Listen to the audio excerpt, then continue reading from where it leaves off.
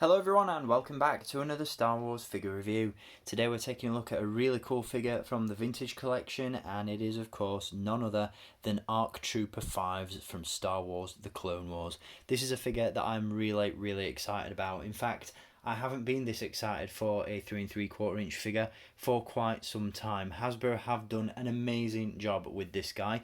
Obviously, here's a repack of the ARC Trooper 5's figure that was made available in the Hasbro Pulse exclusive 3-pack alongside ARC Troopers Jesse and Echo. I've yet to add that pack to my collection. I'm hoping to do so in the near future, but for now, this figure will more than hold me over. It's a great addition to the collection. And as you can see, it is indeed a figure that I did have to pick up two of and keep one on the card. It looks fantastic packaged, it looks great out of the box, and we're going to take a look at this guy in more detail throughout this review. Before we do that, as always, let's take a look at the packaging that he comes in. So really cool stuff in terms of packaging with this figure. Obviously, being from the vintage collection, he does come of course on that really nice vintage card back. What I really like about this one is the artwork on the card itself. As you can see, you've got this sort of artwork slash illustration piece on the card, which is, I'm not entirely sure how to describe it. It feels like a painting as opposed to the usual photoshopped mock-up images that Hasbro tend to put on these cards when a figure hasn't appeared in live action before. Obviously, ARC Trooper 5s is only ever seen in the Clone Wars animated series, and these figures are realistic interpretations of those characters. But what they've done here is they've taken obviously the portrait of Tamura Morrison, who plays Jango Fett, and the clone troopers in live action, and added it onto this artwork of ARC Trooper 5's armor, and it looks amazing. I'm not a massive fan of the mock-up images that Hasbro use. The photoshopped images take a little bit away from the vintage aesthetic for me personally, but this just looks awesome, and that's one of the main reasons that I wanted to add this one to my carded collection. It's a stunning card back, really great image. The colours on this one really pop. Obviously you've got the Clone Wars logo at the top of the card, which looks really nice. You've got the name pill there and the backdrop behind the character, and then of course you've got the figure there in the bubble itself, accompanied by all the weapons and accessories that he comes with, and we'll take a look at those in just a little bit. I've got the Kenner logo down in the bottom as well, and then on the reverse side some more images of figures from the vintage collection. ARC Trooper 5s is from one of the latest waves, and obviously in that wave we have Chirrut Imwe from Rogue One, which I'm going to be skipping for the time being.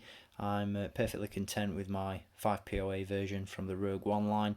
We also have Hondo Ohnaka from Galaxy's Edge and Jedi Knight Luke that I'll be taking a look at in future reviews. I've got those on the way from staractionfigures.co.uk, so make sure you stay tuned for those videos.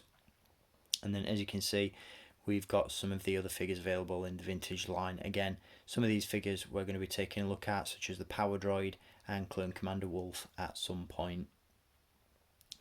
So very cool figures on the back, and just a really nice card overall. Very happy to have added this one to the carded collection. So here is ARC Trooper 5s out of the packaging, and once again this is an absolutely excellent figure. Hasbro have done a great job with this one. The sculpt is absolutely on point. The colours on this armour really do pop, and he's just a great addition to the collection. Again, I'm really hoping that at some point I can pick up that ARC Trooper 3-pack, because it's going to be really nice to be able to add Echo and Jesse to the collection as well. But in the meantime, this figure will more than suffice. I'm so thrilled to have this guy in my collection. Now, I have seen a few images on social media of this figure where the paint applications have been questionable at best. I've seen lopsided visors on the armour, I've seen misprints on the human portrait underneath, but this one isn't too bad.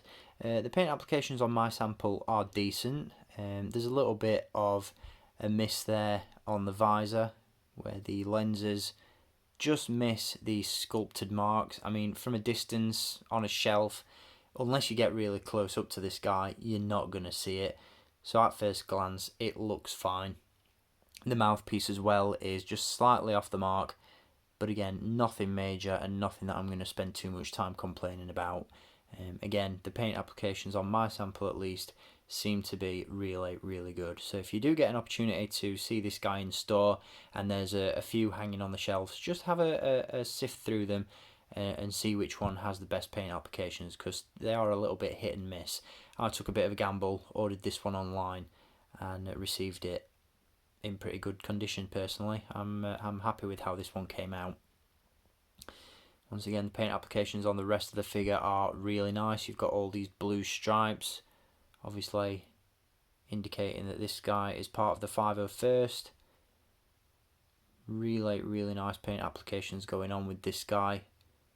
Great decoration on the Kamino, on the armour. Different shades on the backpack there, and obviously on the helmet itself you've got those decals that are synonymous with ARC Trooper 5s. Just a stunning looking figure all round.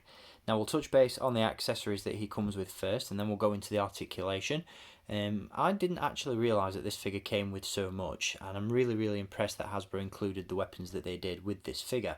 As you can see, first and foremost, he does come with the DC-15 rifle, which I've got to say is probably my only gripe with this figure.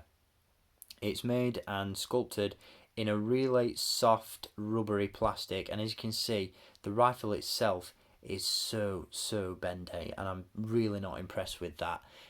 It's not a major concern from a displayability standpoint, because as you can see, the rifle hasn't come out of the packaging warped or anything like that, but the quality of the plastic that's been used is definitely questionable. So Hasbro, pick up your game with that. The plastic there is not great, if I'm being honest. And as you can see, while the sculpt is really good, there's no paint applications on it. It's just a solid piece of black plastic, which is fine. But yeah, that rubberiness that the blaster has is just a little bit off-putting for me personally.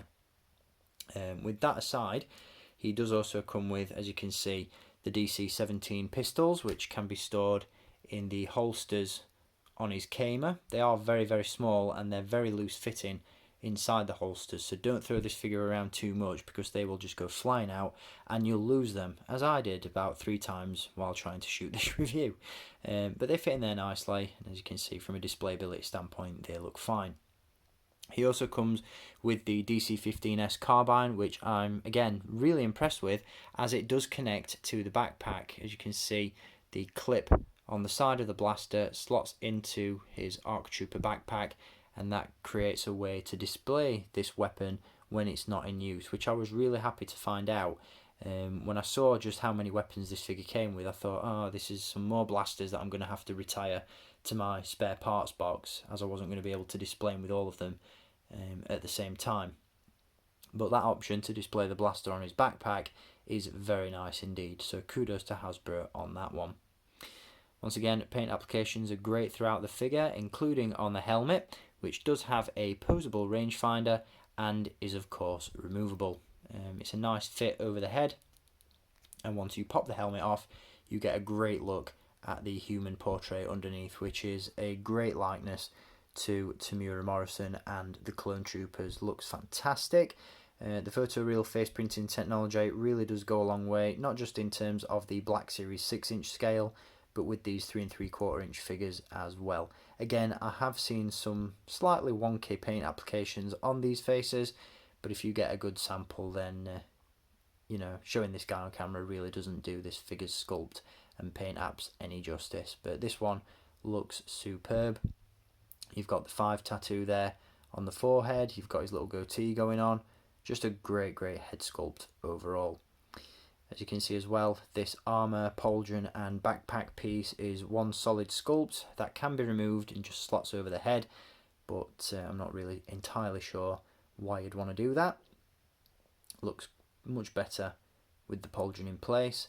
And then obviously in terms of articulation, we do have a ball joint at the head. We've got a dumbbell joint here, so there's a ball joint in the top of the head and the base of the neck, so you get some really nice fluid movement there. We've got hinges at the shoulders, elbows and wrists, a ball joint at the torso, hinges at the hips, however these are slightly hindered by the plastic Kamino, hinges at the knees and hinges at the ankle. So great articulation, great sculpt, and just all round a great figure. So I would definitely recommend adding this one to the collection, especially if you're a fan of clone troopers. So that is going to do it for this review on ARC Trooper 5s from the Vintage Collection. This is VC number 172 in the line, a great addition to the collection and a highly recommended figure. So I hope you've enjoyed this review, and I'll be back with some more Vintage Collection reviews for you very soon. Until then, as always, thank you for watching, keep collecting, and may the Force be with you.